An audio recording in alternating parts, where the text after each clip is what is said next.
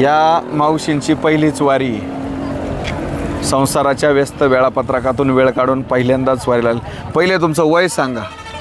माझं 47.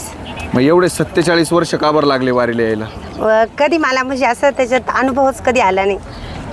मग एवढे वर्ष काय करीत होता तुम्ही? संसार केला. मग संसार आता केला. कसं काय येणं झालं? आता असंच जाऊबाई आणि दीर म्हटले चल काही नाही, ते मागच्या वर्षी आले मग त्यांच्यासोबत मी पण आले. मग आता कसं वाटतं तुम्हाला? एकदम छान वाटतं. आता काय काय आनंद घेतला 15 दिवसात? 15 दिवसात आम्ही भजनांबरोबरच राहायचो. इथून तिथून हरिपाठ भजन.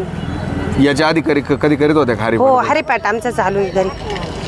अजून हरिपाठ. काय काय अनुभव आले वारीत? वारीत काही नाही म्हणजे असं वाटायचं का वाटाने खूप असं अडथळे येतील काही, पण काहीच नाही, कुठलाच त्रास झाला नाही. पायी पायी चालणं होतंय का? हो पायी पायी चालणं होत आहे. पुढं परत येणार का नाही वारीला? हो येईल ना. विठ्ठलाने बोलवलं तर नक्की. का परत संसारात रमायचंय? नाही नाही. नाही काय मागायला आल्या विठ्ठलाकडं? काहीच नाही, फक्त दर्शन घ्यायला आले.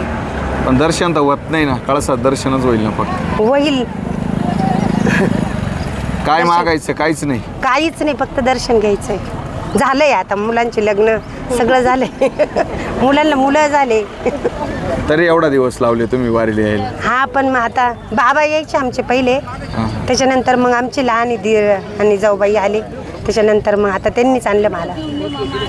नक्कीच दीर आणि जाऊबाई बरोबर त्या या ठिकाणी पहिल्यांदाच वारीला आलायत. भजन हरिपाठ करत या ठिकाणी सतत वारीत चालत आहे. त्यांची एकच प्रार्थना आहे की मला दर्शन घ्यायचं आहे.